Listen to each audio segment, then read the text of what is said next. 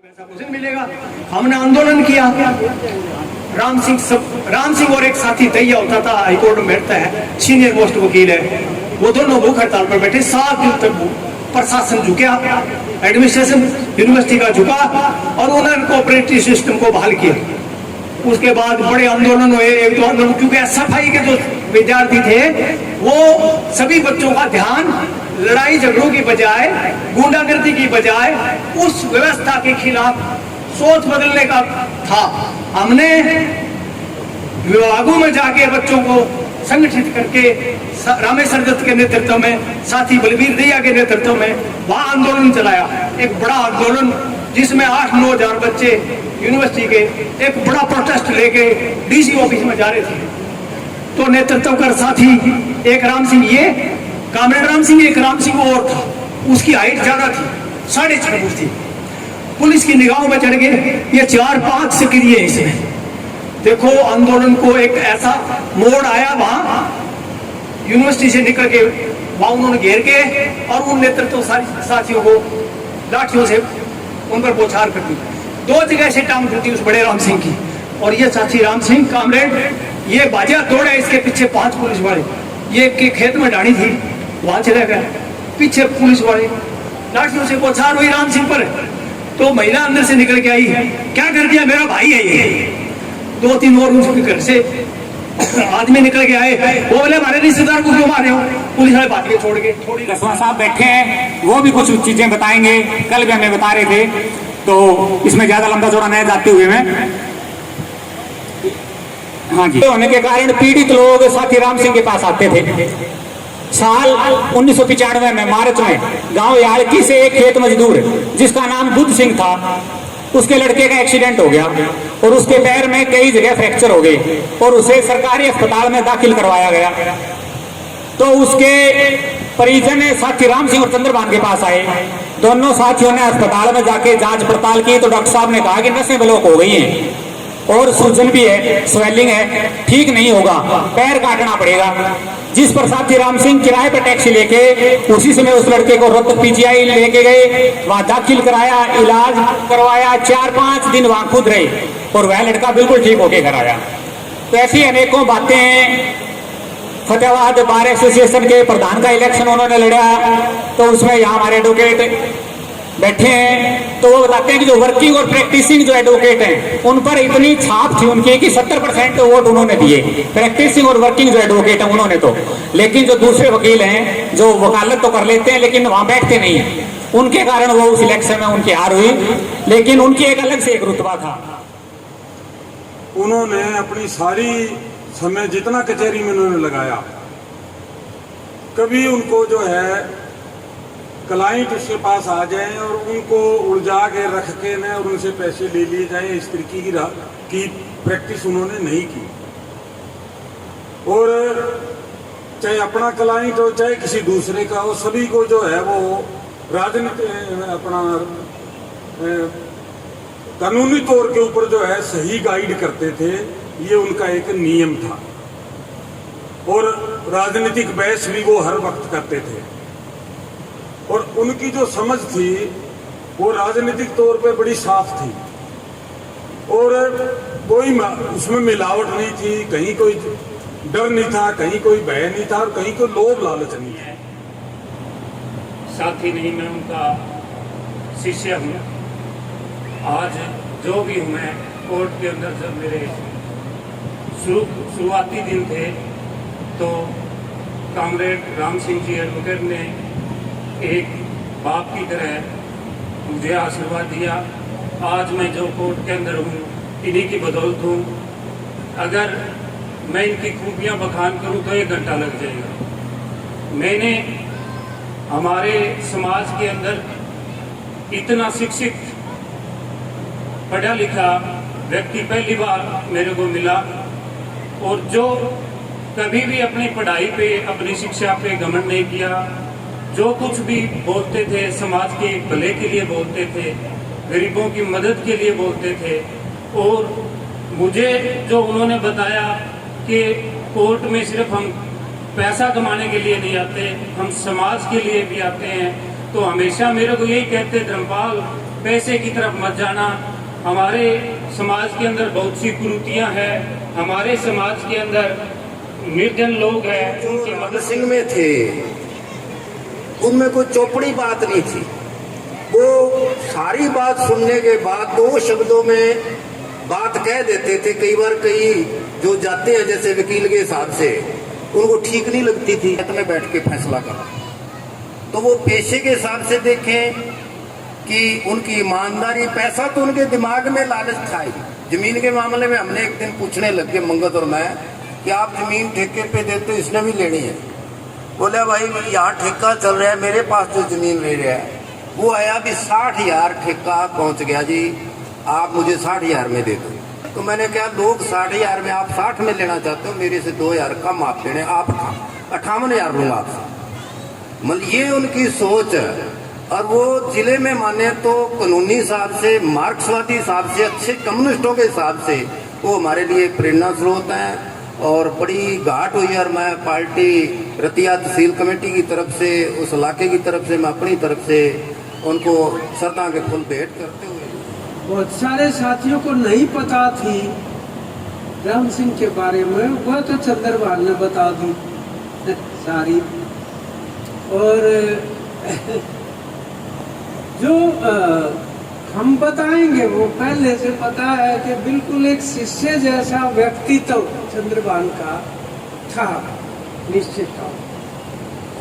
और योगेंद्र भाई बिल्कुल सही कह रहा है कि वो जीवन ही विचारधारा था उसका। इस चीज की बहुत ज्यादा जरूरत है आज के दिन। नॉलेज जो है ना, ज्ञान बहुत बड़ा जरिया है एम्पावर करने का, सशक्तिकरण करने का। ये हमें रेखांकित करनी चाहिए बात। और राम सिंह का ज्ञान के साथ इतना गहरा रिश्ता था। अब मेरे को इस बात का जरूर अफसोस हो रहा है कि किसान आंदोलन की वजह से 2-3 महीने से राम सिंह की शारीरिक स्थिति और बीमारी के बारे में उतनी जानकारी नहीं मिल पा रही थी। और वो सही बात है जो सुरेंद्र कह रहे हैं कि एक बार उनको राहत ऐसे मिल गई थी और वो फोन के ऊपर आश्वस्त करवाता था कि मैं ठीक हो जाऊंगा, बस इतनी दवाई और बच रही है, उसके बाद ये सब ठीक हो जाएगा। चाहे बेशक किसी ने जानता ना हो, गरीब, गुरबा, दलित, उत्पीड़ित कोई भी व्यक्ति, उसका वो सबसे बड़ा वकील वो था। बिना फीस के, बिना उसके, कभी लालच के रूप में साथियों ने भी चर्चा आपके बीच में रखी।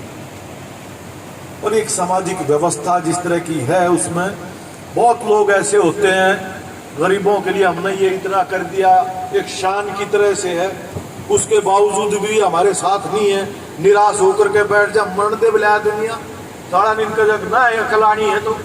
लेकिन वो एक बिल्कुल जो लगातार एक बौद्धिक जो स्तर उन्होंने हासिल किया था, लगातार पढ़ते रहते थे। सामाजिक स्तर के ऊपर जो भी उतार चढ़ाव जीवन के स्तर पर रहते हैं, लेकिन उनको ये था कि निश्चित तौर पर एक सामाजिक परिवर्तन, ऐतिहासिक सच्चाई ये होता आया है, होंगे। और इसी आधार के ऊपर इस मूवमेंट में वो लगातार काम करते आए। सभी का बहुत बहुत धन्यवाद। सबसे बड़ा परिवर्तन तो मैं इसलिए बोल पा रही हूँ कि आप ये देखें कि मुझे लगता है अंकल जी ने कहा कि आज ऐसी पहली सभा है जिसमें वो नहीं है। दूसरी बात ये कि आज एक ऐसी पहली सभा है जिसमें एक बेटी अपने बाप के लिए बोल रही है। तीसरी बात ये, मैं ताऊ जगदीप पिड़िया जी की बेटियों के बाद तीसरी ऐसी लड़की हूँ जो कुरुक्षेत्र विश्वविद्यालय में पढ़ने गई गांव की। चौथी बात, मैं गांव की एक पहली ऐसी लड़की हूँ जो 2nd क्लास ऑफिसर बनी, मैं फर्स्ट लड़की हूँ। तो ये सारा जो क्रेडिट है वो मेरे फादर साहब को जाता है। और जितना भी आज ये कॉन्फिडेंस, एक बेटी की जो अटैचमेंट होती है, हालांकि मुझे पता था कि ये लाइलाज बीमारी है, पर फिर भी जो मेरी मदर इन लॉ ने मेरे को एक बात कही, मैंने कहा मम्मी नहीं रहे बोले बेटे तेरे में ही सांस अटके थे, मेरा ही वेट कर रहे थे। तो इतना भी मेरे को सब्र है कि मैंने अंतिम सांसें जो है उन्होंने मेरे हाथों में दी। और हमेशा बेटियों को जो पढ़ाने का जो उनका ख्वाब था, उन्होंने अपने घर से ही हर चीज़ की शुरुआत की है। मुझे इतने पढ़ाया लिखाया और मैं इतना बोल पा रही हूँ, ये उन्हीं का ही दिया हुआ कॉन्फिडेंस है। और मैं ज़रूर अपनी बेटियों से भी ये उम्मीद करूँगी और कोशिश भी करूँगी कि उन्हीं की तरह अपने बच्चों का मैं लालन पालन करूँ। काफ़ी सीख दे के गए। मैं लास्ट के 3 दिन उनके साथ थी। उन 3 दिनों में मुझे नहीं लगता मेरे पापा सोए थे। उनकी बातें खत्म नहीं हो रही थी। हालांकि मुझे इतना पता नहीं था कि वो इतने जल्दी चले जाएंगे, लेकिन वो 3 दिन उन्होंने इतनी बातें, इतनी शिक्षाएं, इतना जीवन के प्रति जो गहरी सोच जो उनकी थी, उनको मैंने सुना ध्यान से। मतलब उनका इतना था कि मैंने कहा पापा चाय बना लाऊं, कहते हैं कि और बहुत है घर में, तू बैठ, तेरे से तो बातें करनी है। तो उन्होंने जो मेरे से बातें की और जो मुझे सिखाया, वो तो मुझे ज़िंदगी भर याद रहना ही है। लेकिन साथ में जो अंकल जी ने कहा कि वो नारियल की तरह थे, वो सच में ही ऐसे थे, दिल के बहुत ही कमज़ोर थे, सेंसिटिव थे। और उनका ये मानना था कि कम्युनिस्ट संवेदनशील होता है। उनके एक ही लाइन में बोलना चाहूँगी, उन ये कहते थे कि कम्युनिस्ट जो है वो संवेदनशील होता है। और बच्चों से उनका जो प्यार था वो आप सब देख ही रहे हैं। बहुत अच्छा हमें पढ़ाया लिखाया। बल्कि मैंने ये भी कहा कि पापा आपने भेदभाव किया, भैया को पंजाब यूनिवर्सिटी चंडीगढ़ पढ़ाया और मुझे कुरुक्षेत्र विश्वविद्यालय। तो कहते बेटा जिस टाइम में किसी ने भी नहीं पढ़ाया, उस टाइम मैंने आपको पढ़ाया। तो मैं सिर्फ और सिर्फ इतना ही कहना चाहूँगी कि अच्छी सोच थी, अच्छी परवरिश दी हमें। और अच्छा कि अगर हम कहीं से हमें यूँ लगता कि आगे वाला बंदा गलत बोल रहा है या हमारी विचारधारा का नहीं है, तो हमेशा यही समझाते थे कि आप अपने अंदर और परिवर्तन लाइए, आप अपने आप को मजबूत बनाइए। जो आगे की सोच है वो तभी विकसित हो पाएगी जब आप स्ट्रांग होंगे, मजबूत होंगे। तो आप सबका बहुत बहुत धन्यवाद। और यह मेरे लिए प्राउड मोमेंट है कि इस गांव की एक बेटी पहली बार अपने फादर की स्मृति सभा में बोल रही है। धन्यवाद। राम सिंह मेरे दादाजी थे। उन्होंने बचपन से ही मेरा मार्गदर्शन किया था। आज समाज के प्रति, शिक्षा के प्रति, राजनीति के प्रति मेरा जो दृष्टिकोण है उसे निर्धारित करने में उनकी भूमिका मेरे जीवन में बहुत अहम रही। तो मैं उनके बारे में एक बात बताना चाहूंगी कि आप सब उन्हें एक अच्छे कॉमरेड, एक वकील और एक समाज सुधारक के रूप में देखते हैं, लेकिन इसके अलावा वो एक महान शिक्षक थे। वो हमें तो पढ़ाते ही थे, इसके साथ साथ गांव का जो भी बच्चा उनसे पढ़ना चाहता था वो उसे बड़े ही चाव से पढ़ाते थे। और जैसा कि पहले बता दिया गया है, वो खुद भी पढ़ने के बहुत शौकीन थे। भाषा पे उनकी पकड़ जबरदस्त थी। भाषा की शुद्धता के प्रति तो वो बहुत सतर्क थे। जब उनका स्वास्थ्य बिल्कुल ठीक नहीं था तब भी वो कई घंटों तक किताबें पढ़ते थे और पढ़ाते भी थे। और हमारे गांव के शिक्षा स्तर को ऊपर उठाने में उन्होंने अपना अहम योगदान दिया। वो सरकारी संस्थानों में शिक्षा प्राप्त करने के हिमायती थे। उनका मानना था कि सरकारी व्यवस्था में बच्चे का दिमाग है वो ज्यादा विकास करता है, इसलिए उन्होंने हमारे गांव में भी बच्चों को सरकारी स्कूल में पढ़ाने के लिए अभियान चलाया। उसमें उनकी भूमिका अहम थी। और आज हमारे सरकारी स्कूल में भूगोल विषय पढ़ाया जाता है, वो पिछले साल ही उन्हीं के कारण शुरू करवाया गया है और आज हम भी भूगोल पढ़ रहे हैं। वो ज्ञान का तो भंडार ही थे। वो अपना सारा ज्ञान बच्चों में बांटना चाहते थे और नए समाज के लिए नई पीढ़ी को समझदार और शिक्षित बनाना चाहते थे। और महिलाओं के अधिकारों के प्रति वो बहुत जागरूक थे। पर्दा प्रथा आज यहाँ भी है, हमारी माताएं बैठी हैं जो पर्दा करके बैठी हैं, इसके वो सख्त खिलाफ थे। लेकिन यहाँ पे मेरी चाची यानी उनके पुत्र वधू बैठे, उन्होंने घूंघट नहीं निकाल रखा है, क्योंकि उन्होंने कभी निकालने ही नहीं दिया। उन्होंने शुरू से ही सिखाया कि नहीं, ये समाज की कुरीतियां हैं, हमें इन्हें खत्म करना है। और उनकी एक खास बात और बताना चाहूंगी कि वो खुद नास्तिक थे। पूजा, कर्मकांड, इनमें उनका बिल्कुल भी विश्वास नहीं था। लेकिन जो मेरी दादी है वो बहुत आस्तिक है, इन प्रक्रियाओं में बढ़ चढ़ कर भाग लेती हैं। उन्होंने कभी भी अपनी नास्तिकता उनके ऊपर नहीं थोपी, वो जैसा चाहती थी वो वैसा करती थी। वो कहते थे कि संविधान में ये छूट दी गई है कि कोई इंसान किसी भी धर्म को अपना सकता है, कोई भी विश्वास अपना सकता है और उसके क्रियाक्रम कर सकता है, ये उसका राजनीतिक अधिकार है। तो वो संविधान के सिद्धांतों को वास्तव में अपने जीवन में लागू करते थे। तो आज फिजिकली वो हम सब के बीच नहीं है, लेकिन जैसा कि भगत सिंह ने कहा था कि आप मुझे मार सकते हो लेकिन मेरे विचारों को नहीं, तो कॉमरेड राम सिंह एक विचार है, एक विचारधारा है जिसके नक्शे कदम पर हमें चलना है और उनके अधूरे कामों को पूरा करना है। धन्यवाद। इनकलाब जिंदाबाद, कॉमरेड राम सिंह अमर रहे, कॉमरेड राम सिंह अमर रहे, कॉमरेड राम सिंह आपके सपनों को, कॉमरेड राम सिंह आपके सपनों को, कॉमरेड राम सिंह आपकी सोच पे, कॉमरेड राम सिंह आपकी सोच पे। साथियों, महिला शक्ति, आपने विभिन्न साथियों ने काफ़ी विस्तार से चर्चा की है उसकी जीवन की शैली पर, उसकी जीवन की उस पर, उसके विचार पर। तो श्रद्धांजलि, सच्ची श्रद्धांजलि, क्योंकि मेरे साथ तो बहुत 43 ईयर्स, सॉरी 43 ईयर्स मेरे साथ ही रहे हैं 24 घंटे।